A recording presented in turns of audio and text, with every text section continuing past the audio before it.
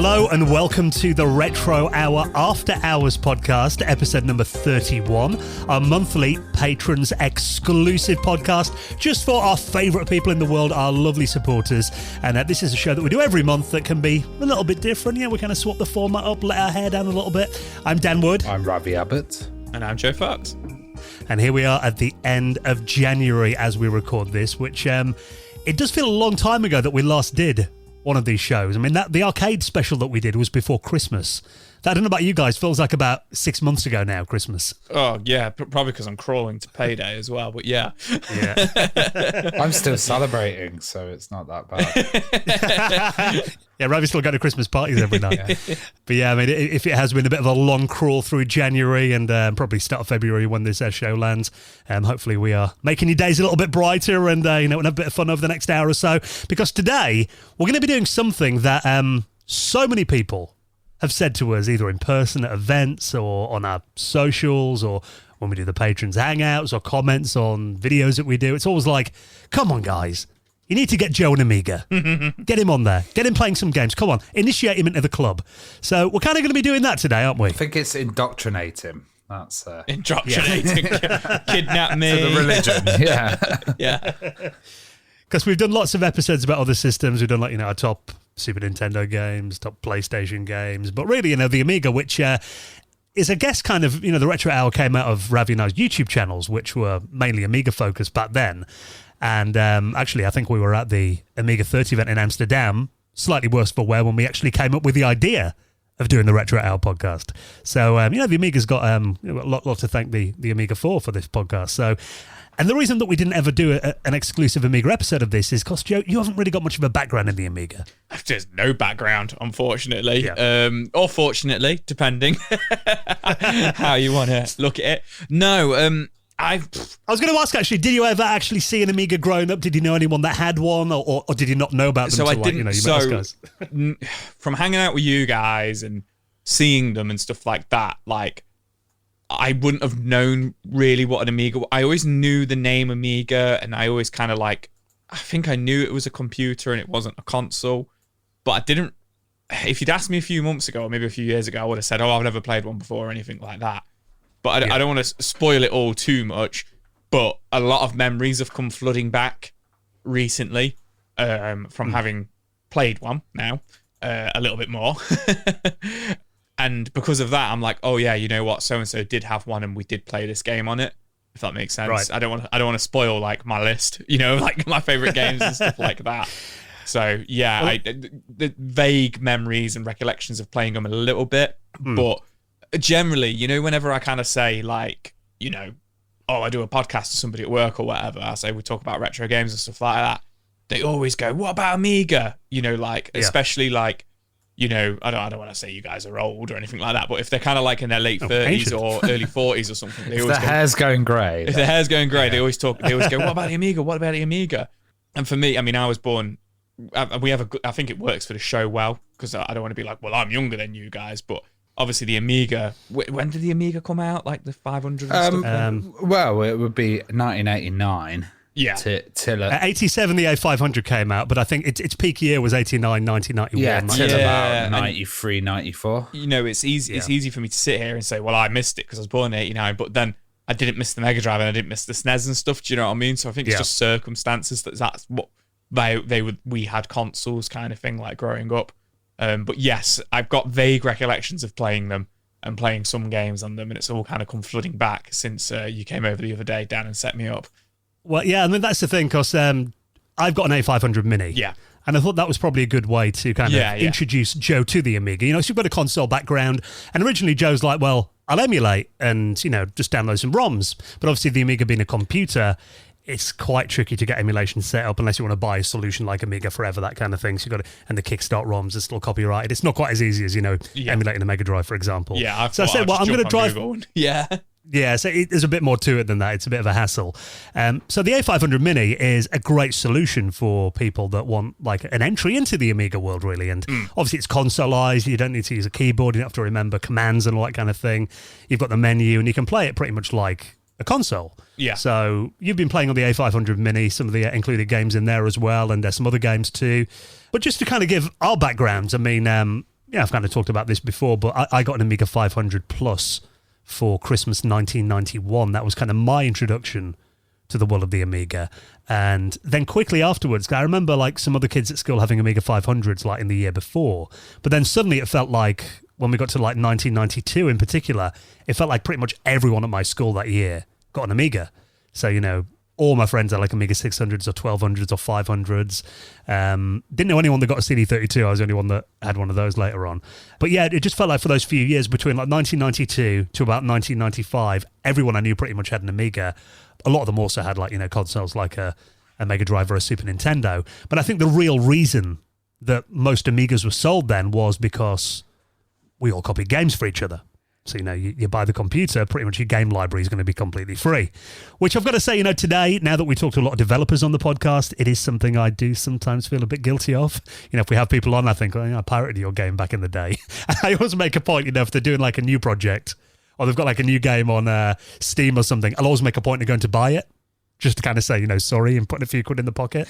But I think that was definitely a big part of it back then was, you know, parents knew that if they bought their kid an Amiga for like, you know, 300-400 quid, they wouldn't have to be forking out, you know, 50-60 quid for cartridges every few months. So that's kind of where it started for me then. And then I got my Amiga 1200 for Christmas 93.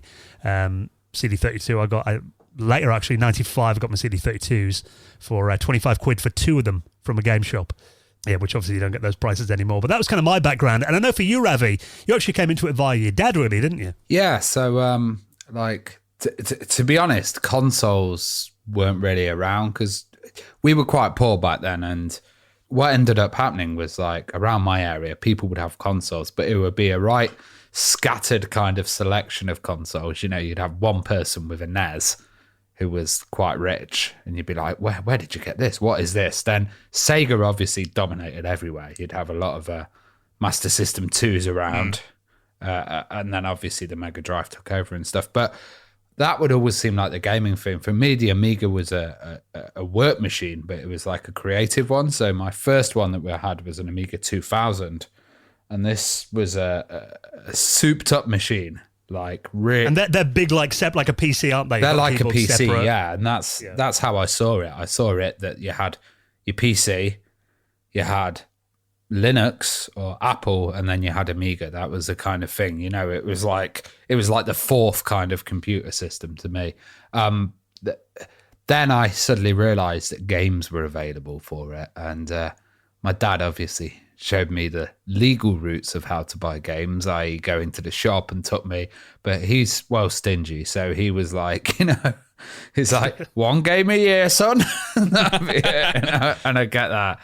I'd also, what was your first game you got then? Do you remember? Oh God, Wicked. It was called Wicked, which was a weird game, which was maybe is I think it might be Psygnosis, but it was based around the corruption. So you'd have like one is based on all these astrological symbols, and you had like one section of the this face would be like evil and one would be good, and then like the evil starts to go into the good area, and you've got to stop the spread of it. It was like, I think it was like from 1989. It was quite an early one of these early Amiga titles.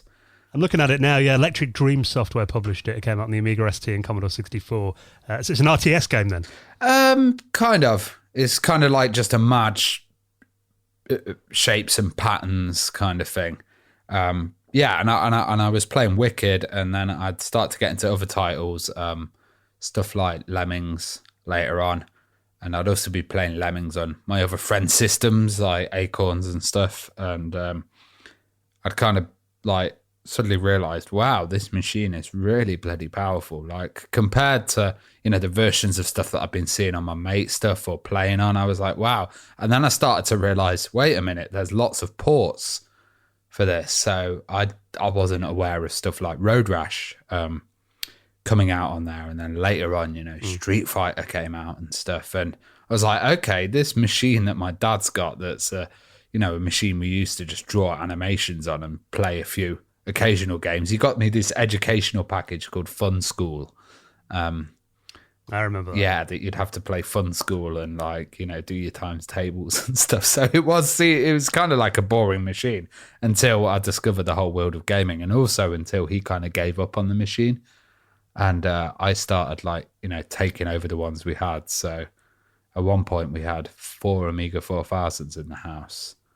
Wow. One 2000 as well. And I'd not seen a 500 or a 1200. And to be honest, a lot of my mates weren't talking about it at school.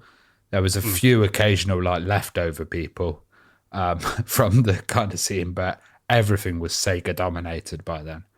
It's interesting that our kind of backgrounds are different there, because I think I saw an Amiga 1500 in Dixon's once. Briefly, they had it in there, but I'd never seen a big box Amiga until quite recently. Yeah. It was only ever Amiga 500, 600, and 1200s. Never saw an Amiga 4000 in person until I got one about 10 years ago. I remember I used to have a best friend and he moved to Wales, and then he'd also come and play on my Amiga. So I was like, okay, have you got one over there? And he said, yeah, I've got this Amiga that 600. I was like, what is one of those? And I saw it and it was tiny. And I was like, that's not going to be as powerful. But a lot of the games actually worked on my 2000 on there. So we were like, wow, you can actually still play stuff. So I didn't even realize that there was this whole lower end and that people were using it. But there was always dodgy characters with floppy disks hanging around. And you'd always get past a floppy disk that you go home and try, Yeah, I do remember some, because my uncle Mike, he worked with a guy. He actually worked for Securicor, the security company. Yeah. He'd go and collect the money from businesses. He worked for them, and he had a friend called Richard he worked with who would dial up all of basically the pirate bulletin boards. He'd dial up the Fairlight HQ and Skid Row and that, in Norway and Sweden and all that kind of thing. So he'd always have the new Amiga games first. So my uncle Mike, pretty much every 2 weeks, he'd give him a $5. Richard would give him 5 discs back with a few of the latest games that he copied on there for us. So that was really where we got most of our games from. And obviously, other kids at school, we had a bit of a playground copy scene kind of going on. In terms of original games, I only really used to get them on Christmas and birthdays, really. Yeah, same. And most of my money would go on cover discs and magazines. Yeah, I used to buy magazines a lot. I'd just buy magazines every single week. And this would be free magazines. So it'd be Amiga Shopper, Amiga Format, and See You Amiga, which is quite a lot of money if you think about it, nearly every week. So all my budget was going on that or on vinyl as well, secondhand vinyl. But there were places like Electronics Boutique, Virgin Megastores were great for it as well. And even in those kind of days when the Mega Drive was taken over, there were still shelves in the shops, selling it. There was the Escom store as well. They'd taken over Amiga at the time. But they were around about 12 months, weren't they? I think. Yeah, and then in the case of a year, I think it was around when the PlayStation came out or just before that, they all disappeared off the shelves completely. And I had to go to the only places I could get them was this CD car boot sale at the racetrack, Colic racetrack, or a dodgy independent store in a red light district of the city. And it was literally they just disappeared from the shelves overnight. The magazines didn't, but all the nicely boxed titles and stuff. So then you were just driven into piracy. That's the thing, though. I found the same. So, I left school in 97. And when the PlayStation came out, was that 95? Yeah. And I remember quickly, I remember a load of friends getting them as soon, pretty much must have been that Christmas, probably Christmas 95, 96 as well. And I remember all my friends that had Amigas all of a sudden got rid of them and got PlayStations, in our final year or two at school. And I think, there was me and my friend Barry were the only ones that kind of kept hold of them. So I used my Amiga 1200 as my main machine until, about 2000, 2001. I think it wasn't really until Windows XP came out. So, because I had a PC with 98 on, but I hated Windows 98 at the time. So, okay, I'm going to paint a picture for Joe of how to kind of get a game running, right? So back in the days, if you had a console, you would have got your cartridge. Yeah. You would have put it in, and then you would have played your game. Yeah, you missed an important step, blowing on it, but yeah. Blowing on it, yeah. But with the Amiga, some games you'd get, and you'd be able to play it straight off floppy, or you'd have to get another floppy disk and format that to be your save disk. Right, yeah. As well. So you'd have a blank one and you'd use that for your saves. Or sometimes you get a floppy disk with a hard drive installer in there. So installation on the hard drive is very rare. But when you got it, sometimes it would be broken. There's a little program called Installer. and that wouldn't be on there. And you wouldn't be able to install it in your operating system. So I used to look around cover discs. I'd have this big set of cover discs, and you'd be hunting for 2 hours to try and find this one file to then copy over to put in to your thing. And if you've got enough space on your disk, or on your tiny hard drive, and then you'd actually get it installing and running. And it was an absolute nightmare sometimes, just to get stuff running. Or you'd have your piracy protection as well, which was like a code wheel, or these sheets where you'd have to look up, and like they had some sheets where it was printed in like black text on black background, and you had to look at it at like an angle and get so you couldn't photocopy a code on like the 5th line down, the 6th one, and this is just to start the game, and you'd have to do that every single time as well. So yeah, it was a bit of a nightmare, but you learn how to do stuff, It's funny you mentioned about hard disk installations then as well. My first, I think, on my Amiga 1200, which was the first machine I got with a hard disk in, I've got a feeling it was like 40 megabytes, maybe my hard disk. Yeah, I think my first was 30. Yeah. And I remember thinking, it's so much room. Then I installed Secret of Monkey Island 2, and that took up, I think, 12 megabytes of my 40. So that was like more than a quarter of the disk used just for one game. So yeah, and that would have been quickly. 250 quid or 150 or something. It would have been a big chunk of money spent on that 30 meg hard drive, and then you realise like nothing installs on this, or I can only run a quarter of my programs on there, or so you'd have these like discs which were your like lifesaver discs with all the tools on it, no access to the internet or anything like that. It was all just taken from magazines or weird like releases, And if you're talking about like, the most used programs on the Amiga, I used to mess around with like Deluxe Paint and stuff like that. But when we've done presentations at Amiga events, the only piece of software that's ever got like a round of applause from the audience was when I put Xcopy up on the screen. And that was a program that, basically would let you copy games for your friends, Xcopy. Everyone kind of had a copy of that tucked away in their disc box at the back. It was kind of for lamers though, because it was like, if you were cool, you already had a cracked version of it. Like you didn't need to crack it yourself, but it was kind of like, it's like the home copying style. But if you watch any of the the videos of the old demo scenes and the Amiga events from back in the early 90s, when Xcopy finishes copying, it makes like a bong noise, and you can hear that going off pretty much every 3 seconds. Yeah. In the background of these videos, these massive shows. And that would also be because obviously someone bought a copy of the latest title and then just spread it around the show. Yeah. And everyone was like, it hasn't been cracked yet, just, Xcopy it. Like. So, I mean, we could talk a lot more about kind of the Amiga demo scene and, utilities and all that. But this episode, we're going to be focusing on the games. Now, if you've heard any of our previous system episodes before, you know that we kind of like to go through our top 5 games on each system. But I think, for me, I was saying to the guys earlier on, I've actually appeared on other podcasts. I think I've done this about 4 or 5 times now, who, they've wanted me to come on and we'll do like, go through your top 5 Amiga games. And there's only so many times I can talk about Secret of Monkey Island or Lemmings and, keep myself interested, never mind anyone else. So I thought I'd do this a little bit different, and we're coming at this at different angles. But mine is actually it's a scientific list. I've told Ravi before. I love how you say it's scientific. Scientific. Because I've got it is based on science. Einstein. I've got the statistics. It's every game Dan's ever completed ever. 5. That wouldn't make top 5, yeah.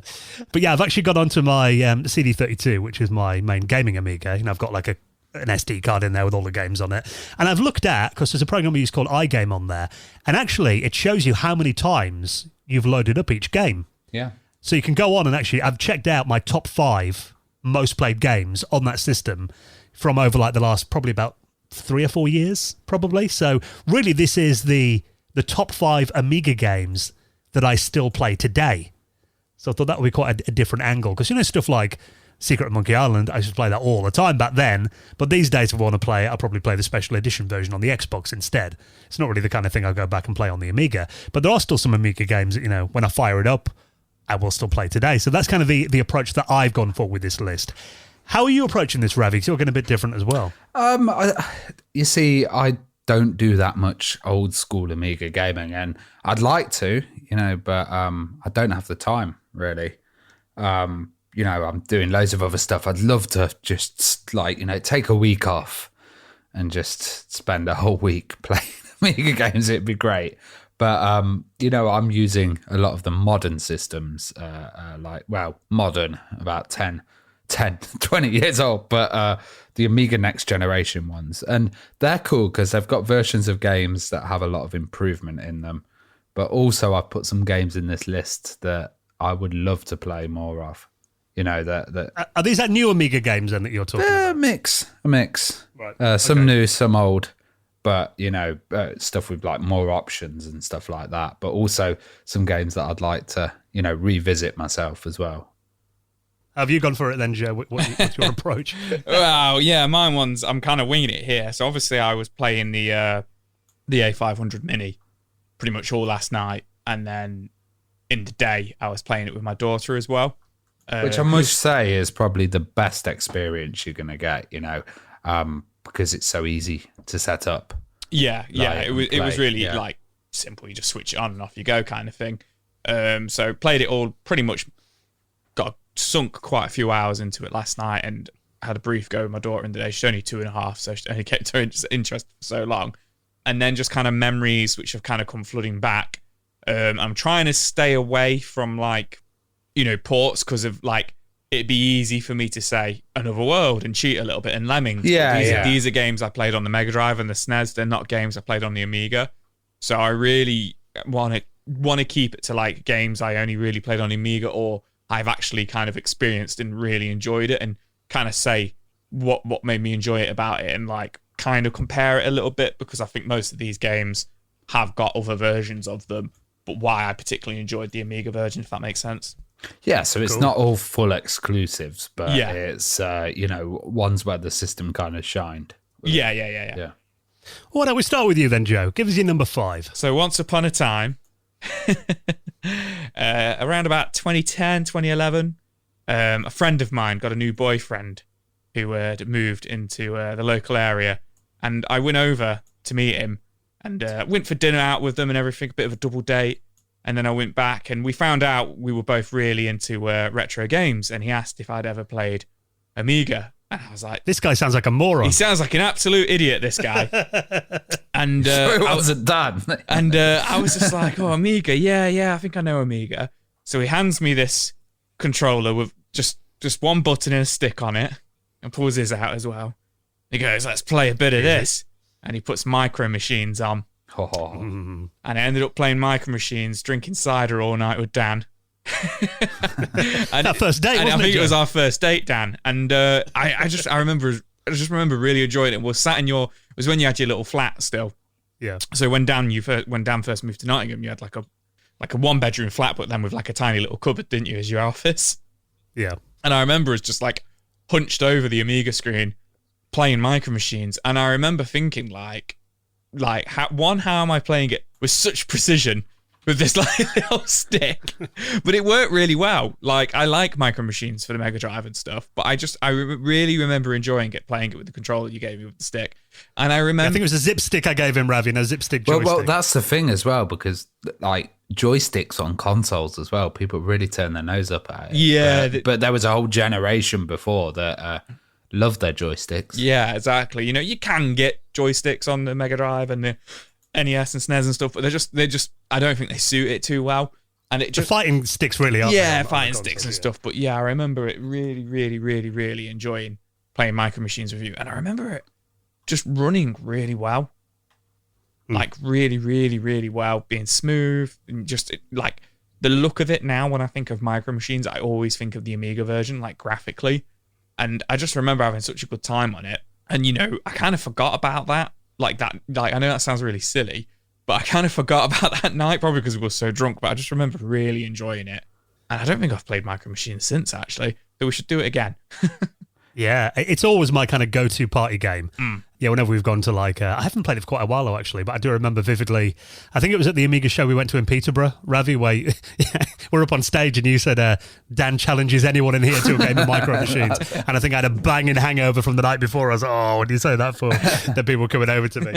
I think I lost about 3 games, but yeah, that was, I mean, me and my brother used to play that loads. So if you like Micro Machines, I think it's got that great competitive kind of, co-op play sitting around. There's another one called Skid Marks as well that I think you'd really like, Joe. Yeah, I know Skid Marks. Skid Marks on the Mega Drive and stuff as well. But I've not played it for the Amiga.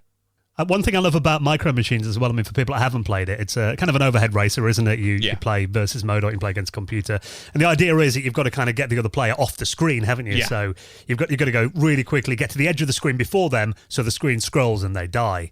There are other levels as well, like there's a tank one where you can shoot each other, but mainly it's around that, who can get to the edge of the screen the quickest, and then you get little light up bulbs at the bottom of the screen. I think whoever gets to 5, I think it is first, wins a game. Yeah. So it's very much kind of edge of seat game, isn't it? Where definitely. Yeah, a lot of shouting, like, oh my God. Yeah, when you've only got one more light to light up. And you're just like you say, on the edge of your seat, and you get rowdy playing Micro Machines. It's a game that really gets me really like I say, rowdy. It's a pub game, isn't it? Yeah. So great choice, that Joe. So what's your number 5 then, Ravi? My number 5 is an interesting title. It was ported for other systems, but and it got later on, it got very popular. But mine's SimCity. Nice. So SimCity 2000 was a shocking port for the Amiga. It wasn't very good, hard to run, and I always saw that and I thought that was the most addictive title ever. But this opened the world of strategy to me. I used to spend a whole time building cities in Deluxe Paint. I'd draw cities, I'd draw towns, like little roadways and stuff like that. And then I finally found this game where I could actually draw it, and it grew, and there was like traffic on it, and areas would get classier, and there'd be like disasters. Looking at it now, SimCity 1, it looks so basic, and it's kind of like, I don't know, if you showed this to a kid today, they'll probably think, how can this be entertaining in any way? But a lot of these early games, that you still had that aspect of imagination in it, and I think you'd have a residential block that you put in, and it would just be like a colour green, and it would say R. But I'd imagine like a green area that people were going to move into and then suddenly populate it, and it just, I don't know, it had like a feel of a personality in there. I loved the editable terrain as well. The fact that you could destroy stuff, you play a lot of games and the world's set out for you, and you're not building the world from scratch, where this one, you're building it from scratch.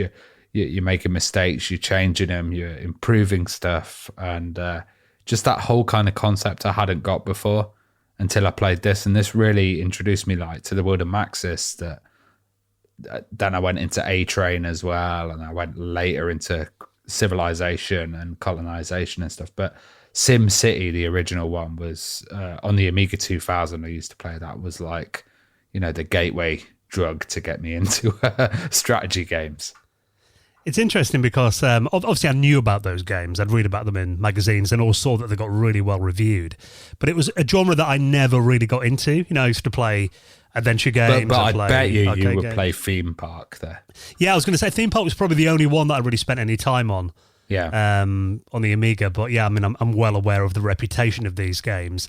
And again, it's something that I'd kind of like to get into because I just know how well regarded they are. Yeah. So, and obviously, SimCity, I mean, God, the amount of follow-up sequels and spin-offs that spawned. I mean, The Sims came out of that game, didn't it? Well, a lot of it would also be because you had a brother that was closer to your age, so you could play like games together, where I have a much older brother, so I was looking, he wasn't into computers either, so I was looking for solo kind of, games and stuff like that, and this just, totally grabbed my whole imagination. Yeah, legendary game. So for my number 5, and again, like I said, this list is scientific. This is my my 5th most played Amiga game of recent years, and it is Zeewolf 2. Oh wow, I didn't even know. Yeah. I was a 2. Now, yeah, Z-Wolf, I mean, if you're not familiar with this game, it was... I was going to say it was a later Amiga game, but it came out in 1995. So I guess it was kind of after the Amiga's kind of heyday, if you like. You know, the PlayStation was kind of coming along by then. Commodore had gone bankrupt. And the reason I really got into this game is I got it for Christmas. And I remember spending loads of time on this game back in the day. And I revisited it a couple of years ago. So if you haven't played it before, it's a bit like, I'd say, a cross between something like Desert Strike and maybe a game like Virus. You know, you've kind of got those 3D kind of polygon graphics, but it's mission-based, a bit like Desert Strike. So the first one you'll have to go and destroy, you know, your first mission might be destroy 3 tanks. So you've got to go do that. Then the next one you'll have to go destroy a building and rescue people and bring them back to the base. It's a lot more advanced though, isn't it? It's like Desert Strike had that whole 2D thing. Like Z-Wolf really like pulled it hard on the 3D, and you're right, it has more of a PlayStation-y feel or a kind of 3D environment feel than something like Desert Strike, which was a bit just flat, if you know what I mean. And the thing is, I mean, I had the original game. I got Z-Wolf 1 and 2, actually, for Christmas one year. It must have been like some sale on in, like, you know, Electronics Boutique or something when my mum picked it up. But it ran really quite slowly on my Amiga 500 or 1200, whatever. Yeah, 1200 I would have had by then. I remember it kind of chugging along a little bit. Because obviously it was those 3D kind of graphics, and I only had a stock Amiga 1200. But playing it today on like an 030 accelerator, it runs really smoothly. And it kind of, you know, feels like what the game should have been like originally. And one thing I really like about Z-Wolf, particularly the second game, is I think the handling on the helicopter is really, really responsive. I've tried playing stuff like, you know, Lander on the Acorn Archimedes or Virus, and I always found them impossible to control. You know, I'd smash into the floor every few seconds.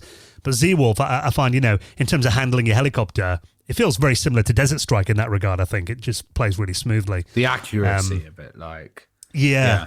And I love the fact as well, you can shoot like the trees and they set on fire and, you know, things like that. And there's some nice little touches. It is much more like, I used to play Castle Master, which was, you know, one of the 3D titles and stuff. And it is so much more developed than those, isn't it? It's like, you know, they really put some effort into this one. I mean, the view distance is quite short. Yeah, you know, you'll often kind of, you know, it draws things as they come into the screen because, you know, it's those 3D graphics. But yeah, the second game in particular, it's got some really nice big missions in there as well. And it's just a really interesting game. So it is one that I've been playing again over the last couple of years. So that is my number 5, Z-Wolf 2, Wild Justice, if you want the full title. So what's your number 4, Joe? I'm going to go for Simon the Sorcerer. Yes. Because it's one, it captivated probably the second most on the A500 yesterday. I just found myself like proper sinking my teeth into it and playing it. Had a few drinks last night with my missus. And as it turns out, she's a big Simon the Sorcerer fan, which I never knew. And I can't remember how we figured that out, but it was a couple of months ago. And I think I was talking to her about the A500 Mini coming out.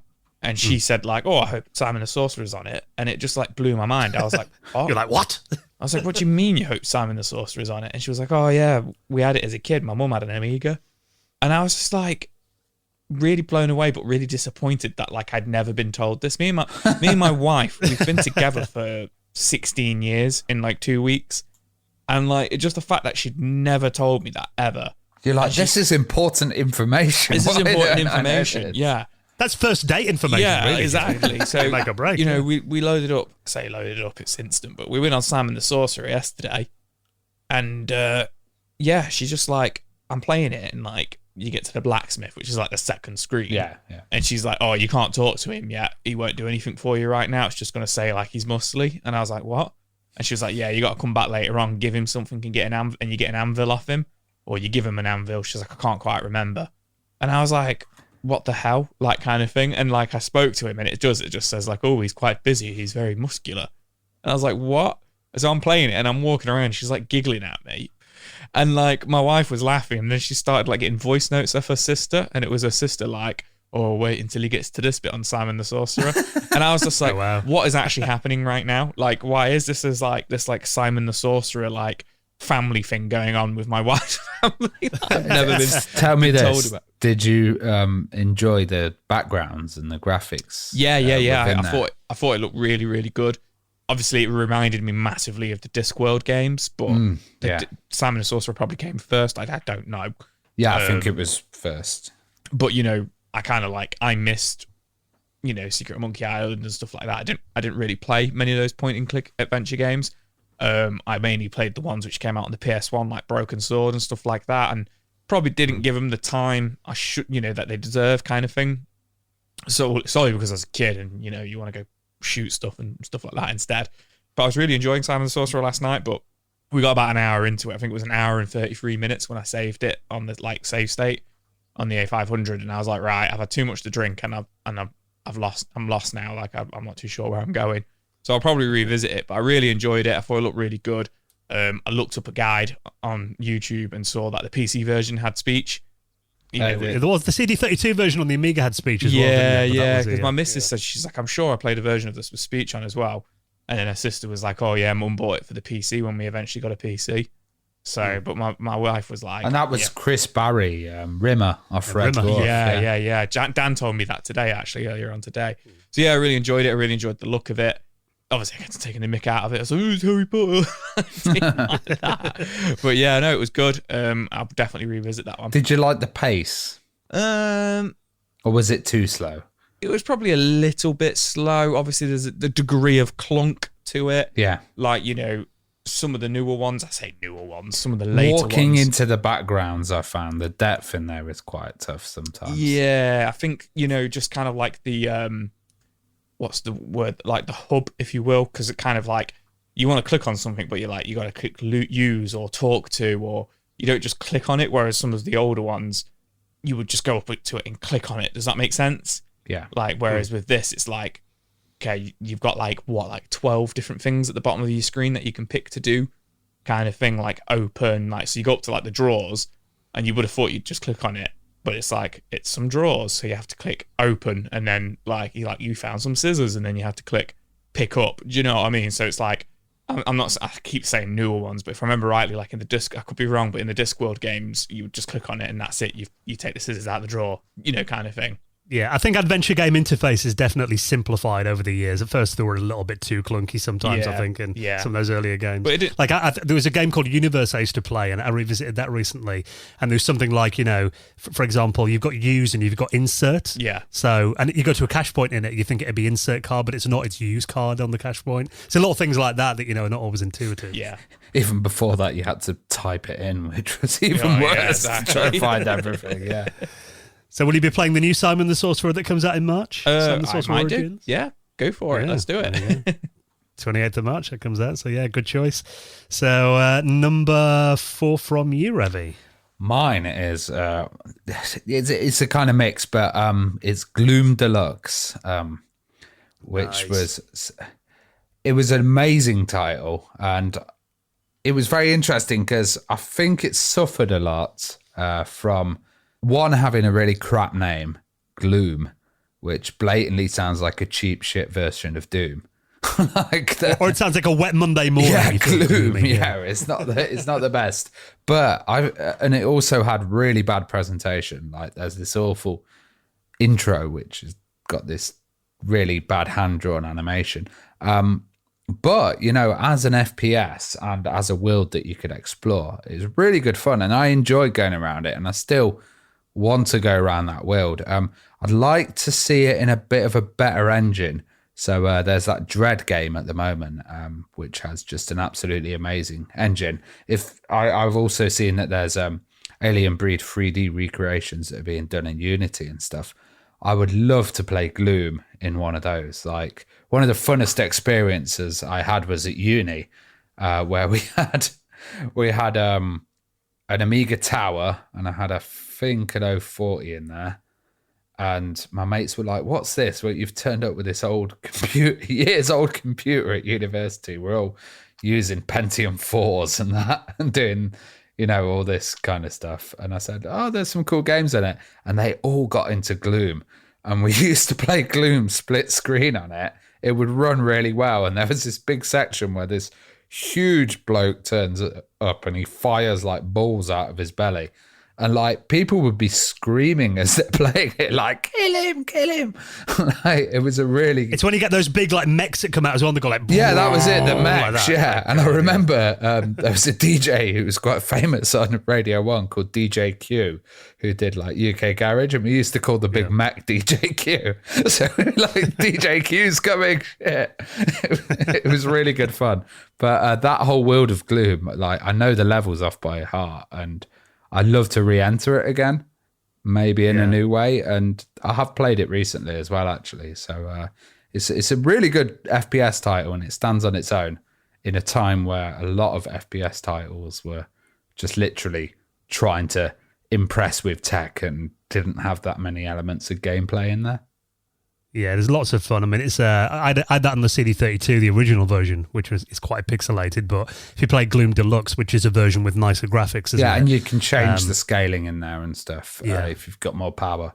Which today, I mean, you can do it full screen on like, the A500 Mini, for example. Oh yeah, we used to emulation, play it in like half a window, But Yeah, I mean, I tried to play Alien Breed 3D yesterday. Yeah. And it made me feel a bit motion sick. Alien Breed 3D, I'm afraid, to me, I think it's appalling. Like, I know a lot of people think it's a great game. I think it's absolute trash. Honestly, I was playing it and I was just like, I don't want to offend anybody right now, but I thought it was trash. I was like, it looks horrendous. I like Whereas the Alien Breed Breed titles are great, but I enjoyed Alien 3D Breed, stuff but Alien Breed was, 3D, I was just like, oh, what is going on?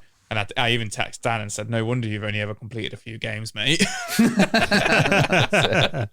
But Alien Breed 3D 2, The Killing Grounds, was really good. But that came out in 1996, and even the fastest Amiga at the time couldn't play it properly. But then I still feel it's not a patch on Gloom. Like, Gloom's fun, isn't it? Yeah, Gloom's got the playability and the kind of, just running around chaos body parts everywhere. Where that feels you put it on messy mode. Ooh, I've got dynamic lighting. Ooh, but it's running really slow.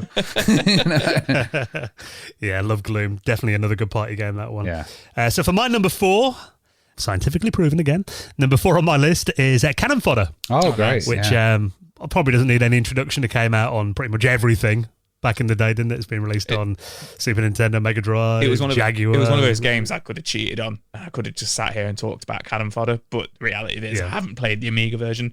So what makes the Amiga version stand out from like it's prime to me. It's you know what it is? It's the mouse interface for me. Yeah, I think that the controller, you just can't play Cannon Fodder with a controller. Yeah, I've tried it on the 3DO. It's it's not quite as responsive. It's better with a mouse. But yeah, I mean, Cannon Fodder was originally an Amiga game, so it came out on the Amiga first. And that was. I mean, when I was a kid, that's the only version I ever played on the Amiga. But I think you play any of the other versions, like the Jaguar version and stuff like that. There's not really much between them. They're all very similar, really. They're all pretty much the same game. But I just think in terms of, some people call it a strategy game, but it's not really. It's more a shoot 'em up, isn't it? Really. It's just, I love the gameplay style of it. And it is quite challenging as well, especially when you get onto the later levels and you've got to kind of break your squad up and, different weapons that you can collect and stuff like that. So, with the vehicles, the helicopters in there, Jesus, and then you get onto number 2 and that's even tougher, and there's so many vehicles in that, like little Jeeps and stuff like that. Yeah, I just love, I've always quite liked games where you control small little characters like that, like Lemmings I loved as well. So I think, there's something about those small little graphics as well that I always quite liked about Cannon Fodder. And obviously it's from Sensible Software, so you've got that kind of crossover style with, like Sensible Soccer, that kind of thing, that mini kind of cartoony look to them. And even I remember getting the cover disc on Amiga format for Christmas, the Cannon Fodder crossover where you've got the soldiers from Cannon Fodder and you've got to shoot the football players from Sensible Soccer. So, yeah, just a great game. And again, one that I can revisit today, and obviously I do. It's always good for a few hours to kill. The second game I didn't get into as much, though. I always find that one a bit weird. Wasn't it set in like some alien world? Yeah, and then it kind of felt like it was trying to get into Chaos Engine territory or something.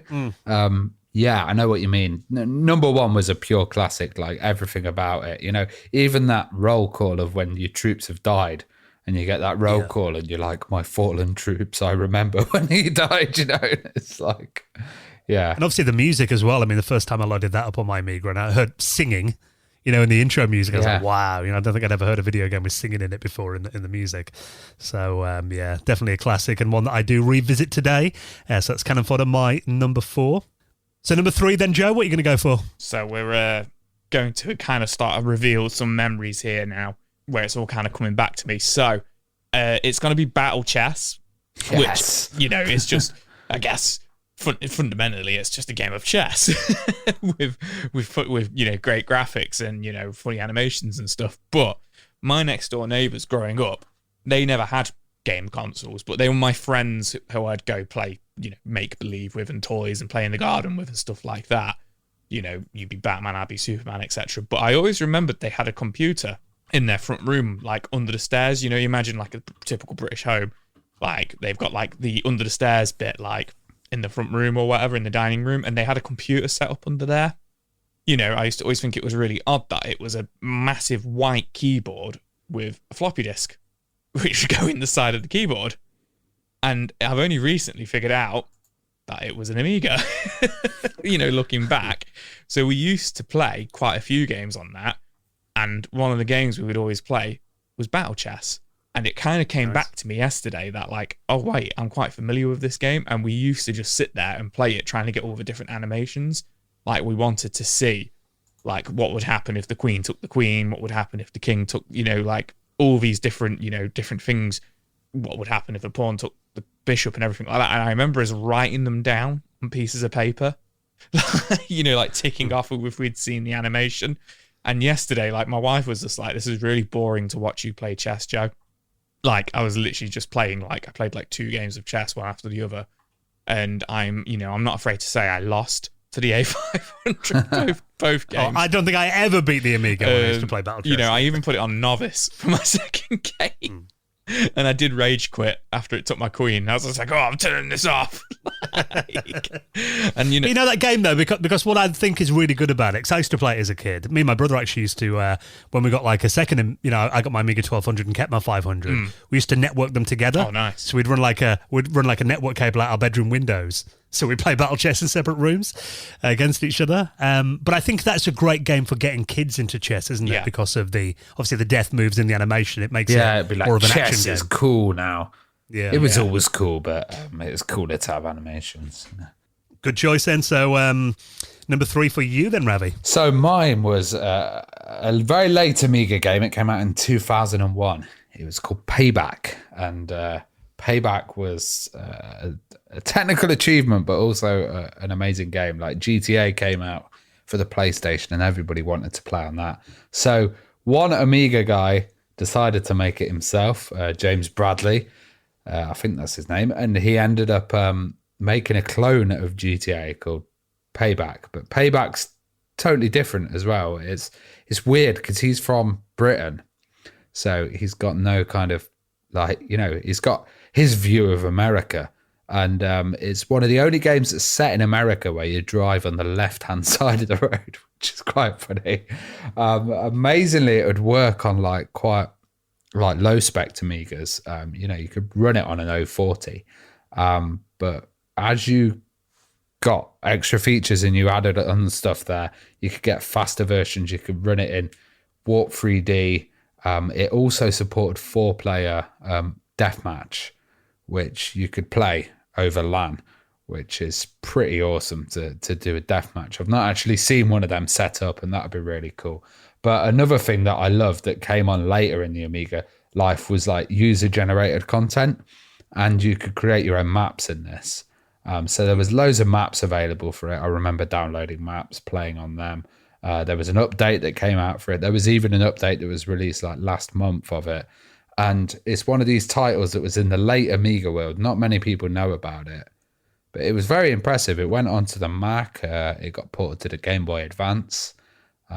He's done Payback 2 now, and that's on the iPad. So yeah, really, really solid title that. Yeah, definitely big technical achievement running that on an Amiga, wasn't it? Yeah, and it was fun as well, Yeah. Yeah, I played it a few times. I think it's one of those games I probably need to spend a bit more time with. You need to play it with the audio nicely. CD soundtrack, and everybody uses a pirated version that doesn't have that, and it just changes the entire game. Okay. Yeah, because I played it before and it feels quite quiet. Yeah, no, you have it's like GTA. Whenever you get in a car, you've got a band playing, and they've got all these custom tunes in there. It's really cool. Nice one. So my number 3, and this is actually a free game. Actually, it was a shareware game. And this is Deluxe Galaga. Oh, yes. Classic. That is, yeah. Now, I love the original Galaga. Used to play that at my local seaside arcade back in the mid-90s. I had some old cabinets, from the early 80s still left over there, and I think that was like 10p a go. And obviously, I love the movie War Games, and he plays Gallagher in that. So Gallagher's always been like, if not my favourite shoot 'em up, definitely up there. But Deluxe Galaga, I think, is probably the best version of Galaga I've ever played. Now, this was made by a guy called Edgar, I think it's Vidgal. Did he do Deluxe Pac-Man as well? He did, yeah. He did a really, which again is probably the best version of Pac-Man I've played as well. Same. And these were shareware games. Unfortunately, Edgar passed away in 2015, but he did do like lots of updates for these games over the years. And this, I remember getting it on the cover of a magazine. It was on a magazine cover disc, and just being blown away that this was a shareware game, because he could have easily released this as a commercial title. It was way better than a lot of the commercial shoot 'em up games that I played on the Amiga. And there's 75 levels in it. I mean, you play the AGA version. There's some beautiful graphics in there. It kind of does stick to the original Galaga gameplay style, as in like the enemies can come down and capture your ship. But you get so many kind of power-ups and weapons and bonuses, and there's, just different stuff in the game that really adds a whole new dimension to it as well. And it's just a great fun game to play. And actually, a lot of shoot 'em up games I find really difficult. But Deluxe Galaga I can actually, spend quite a bit of time with, because I think it's always quite fair. If it knows you're getting hammered, it will drop down a few like extra lives and stuff like that to kind of keep the player in the game a bit longer than you might otherwise. And there is actually a more modern version of it that you can play today on iOS and on the PC as well, called Warblade.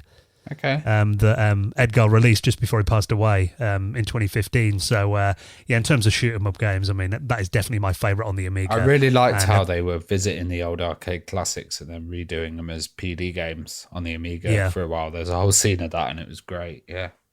Yes, everyone should have a Deluxe Galaga and a Deluxe Pac-Man, that kind of go hand in hand, installed on your Amiga compact flash card. Really good games. So, top 2s then. Number 2, Joe. So, another game I realised that we've been playing on the Amiga and not realising it was Amiga is Worms. So my first experience of playing Worms, once again, Next Door Neighbours on the big clunky keyboard. I used to think of it. Absolutely. I mean, what can I say about Worms that's not been said before? Absolutely iconic game. Came out like cannon fodder on everything, and I've probably played almost every single port of Worms. But it kind of comes back down to what Ravi was saying earlier on. It's you got to play it with the mouse. It's best to play it with the mouse. It's so clunky on like the Mega Drive and the SNES, and the PlayStation. You got the cutscenes and stuff like that. But being able to play it with the mouse is just the way forward. Obviously, well, the best way. And also, it blew my mind that we could name our worms and save it. And kind of carry on with our team and naming our worms after ourselves. After me and my next door neighbour, his little brother and my brother. Was like mind blowing, like, oh my god, that's me, is that worm? And I remember going home and drawing levels for worms, and like what we were going to do, like we were going to drill down into the ground and put girders over the top of it. We just used to download porn and then put it on the background, so it'd just be like blowing up boobs and stuff. There's that 5-year age difference. That's fantastic. We never did that, but like. Literally, my friend, because you could generate like levels and stuff like that, and he'd sit there trying to come up with like the best level generator and to kind of play on and stuff like that. And I remember there was a brief period where I must have been about 6 or 7 years old. It came out in 1995, and like I say, I was born in 1989, so I must have been about 7 maybe. And I remember just being obsessed with Worms. And just in my head, whenever I thought of that memory, it was always just, we played it on the PC. We played it on a computer, when we went to Adam and Martin's next door. But, looking back, especially since kind of playing the A500 and just kind of like doing a bit of research on the Amiga and trying to get into it, I was like, we were playing it on the Amiga and it was really fun. So that's my number 2. That's where it started, yeah. 'Cause, I mean, Worms was originally, I think it was, there was a competition in... Originally, there's a competition, wasn't there, in Amiga format to someone program a game and Team 17 will release it. And I don't think that actually won, but they released it anyway. And then I think the version that you probably played on the A500 Mini, I think it's Worms the Director's Cut, which was kind of Team 17's goodbye present to the Amiga. It was like the best because one before Armageddon. Yeah. Yeah, and they put that out in 1997. Oh wow! And I think the only it was literally just it's like a love kind of love story kind of thing, Yeah. And I think they only sold about like 2,000 copies of it or something by then. But it's a really good version of it. So yeah, definitely, Worm's a classic. What more can we say about that? Number 2 for you then, Ravi, what you got? Number 2, I have Tower 57, which is a game that I've been playing recently, which came out for Morphos and Amiga OS4, but also came out on the PC. And at the moment, it's £1.57 on Steam. So I think that's absolute bargain worth getting. It's one of these later titles that many people don't know about, but it's beautiful and it still shows the kind of development in the Amiga scene. It's like Chaos Engine, like a modern indie title as well, with like destructible environments and stuff. Just plays beautifully. It's got some wicked concepts. Really good replayability factor as well, because you can select multiple characters, kind of like GTA. You've even got a home in there and stuff. You've got your own hotel room. And yeah, it's just, I've been playing it all day today, actually. And I've got further than I've ever got in it. And I'm determined to complete it and stream it on Twitch. Really good game, Tower 57. Underrated. Yeah, I played that on Morphos probably about 6-7 years ago. Yeah. And again, I saw the cannon fodder comparisons as well. If you're a big fan of Chaos Engine, Engine, if you're a fan of Chaos Engine, I mean, you'll love this game. And there's a lot more to it. I think it's a bit more of an involved game than Chaos Engine. Oh yeah. But I'm looking here. It's on the Humble Bundle website right now for 92 pence. Yeah, just get it. Yeah, it's worth it. Cheap, yeah. So, yeah. Good one. So my number 2, I'm going to go for the second one on my list here, which is Lotus 3. Lotus 3 is my second most played Amiga game in recent years. Now, this is interesting that I choose this one to play these days. And obviously, the Lotus games, there was 3 of them. Lotus Esprit Turbo Challenge, Lotus 2, then Lotus 3 The Ultimate Challenge. It was always Lotus 2 that I'd play back in the day, because I got that. It was just on one disc and a really nice, fast arcade racer. Kind of like a very similar kind of gameplay to something like Outrun, but nice graphics, great music as well. Then Lotus 3 came out, and I remember being one of the first kids at school to have a copy of that game. Didn't play it all that much back then because I had my Amiga 500 Plus, and I found that Lotus 3 kind of struggled a bit on it. So if you played like there's a future level where you kind of go over. I think it was because it had that map editor as well, doesn't it? That slowed it down a bit. It had intelligence in there as well, like the Rex kind of map editor. So you could change the amount of hills and courses and all that kind of stuff, which kind of for a lot of people overcomplicated it a little bit. But I think for me it was just trying to play some levels on there, like the future level in there where you'd go over certain parts of the road and you get a turbo boost. And there was lasers. There was a bit too much going on the screen, and you'd notice slow down and frame drops and everything. Whereas Lotus 2 always ran like buttery smooth. Never saw any slowdown on that. So it would always be Lotus 2 that I'd play back then. But now today, having a more souped up Amiga with a faster CPU and loads of extra RAM in there, it runs as well as Lotus 2 did. And I think I prefer like the soundtrack on Lotus 3, and there's more levels in there as well. There's like a third car that you can play with, and that kind of Rex editor of making your own courses is actually really good fun in 2-player mode as well. So I think today that is generally the version that obviously I go to instead of Lotus 2, Lotus 3 The Ultimate Challenge. So I think the Lotus series to me are the best racing games on the Amiga. And if I'm going to pick one today, it will be the third one, which quite surprised me because I used to love number 2 much more back then. So what's your number 1 then, Joe? Give us your top Amiga game. So I'm going to admit it, I've only played it on emulation. And it was a recommendation from Ravi a couple of months ago because I only played the Mega Drive version for the first time. And then Ravi was like, you need to play the Amiga version, so go play this. And I managed to emulate it in browser. Turrican. Yes. So I went for Turrican for my number 1. And people might be like, boo for saying this, but it was because it was the one that felt most like a console game to me. It felt one of the most complete games for the Amiga, definitely. Yeah, it felt like I don't think anyone would boo you, Joe. It's very popular game. Really, really complete. I think that's a really good way of saying it, Ravi. A really complete game.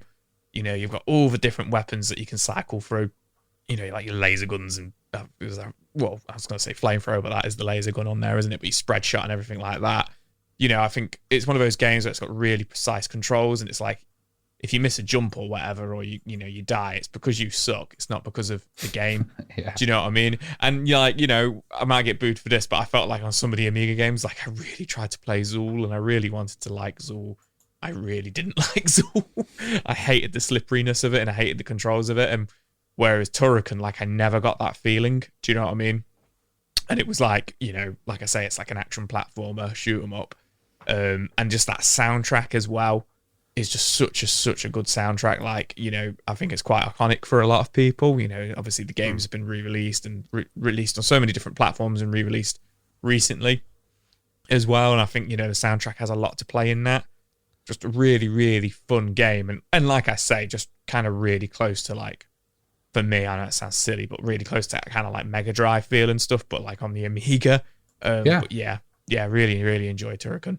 I think Turrican 2 was always the one I played back in the day. That's the one that we had. But yeah, I mean, you can't go wrong with the Turrican games, just great arcade fun, really, isn't it? Exactly. So, yeah. So number 1 then for you, Ravi, what are you going to go for? Sensible World of Soccer.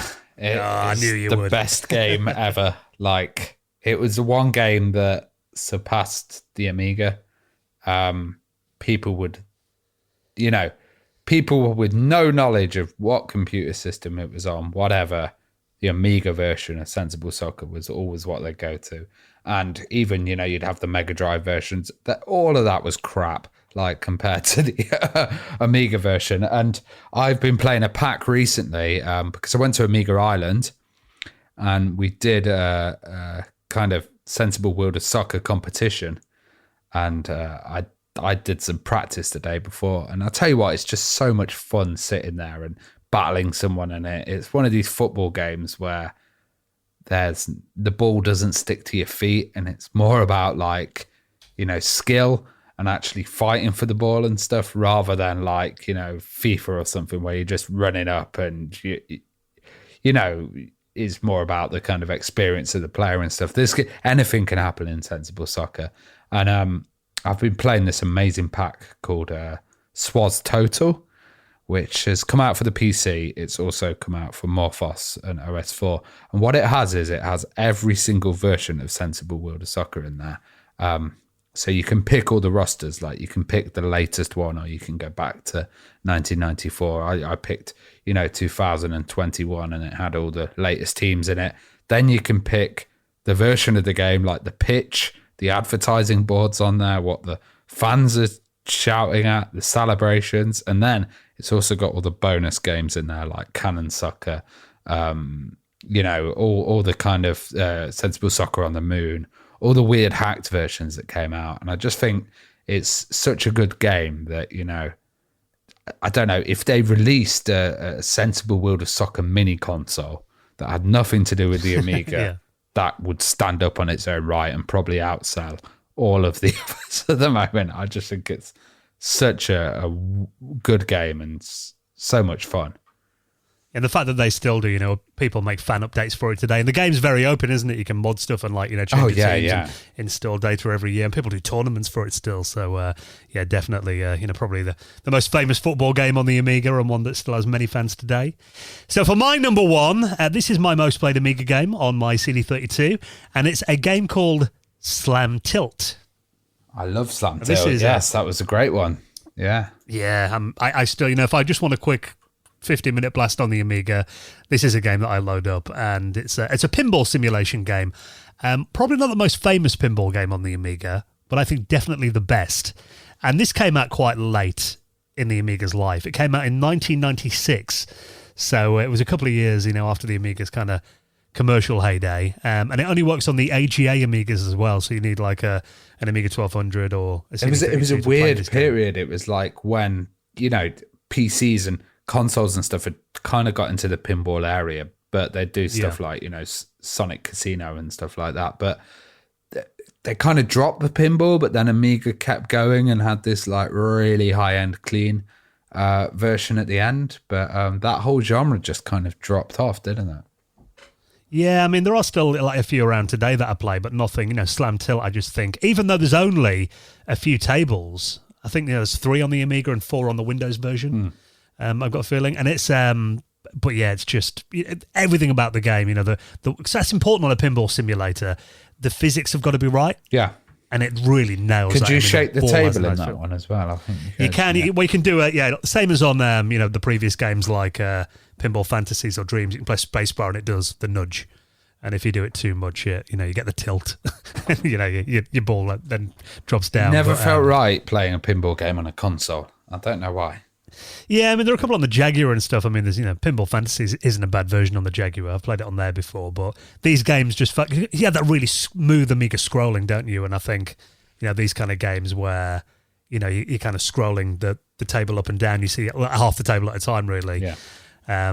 But yeah, I just think it's, fantastic game, and one that maybe a lot of people haven't played because it came out so late in the Amiga's life. So if you're not familiar with Slam Tilt, definitely worth a look in. And it was kind of the last of the 21st century entertainment pinball games that came out on the machine. So definitely worth a look in if you're a fan of pinball games. So there you go. Been interesting to finally do an Amiga episode, and Joe will be on eBay next buying like an Amiga 4000. Oh yeah, don't. We've got to hook him up with one, just tiny launcher on the front, all the games, and he'll be going for it. Yeah. I'll be doing my taxes on it. Yeah, like me. So, thank you so much for your continued support, and I hope you enjoyed this episode of the After Hours podcast, and we will see you on the main podcast this coming Friday. All right, I'm off to play some Amiga games. Ciao. Bye.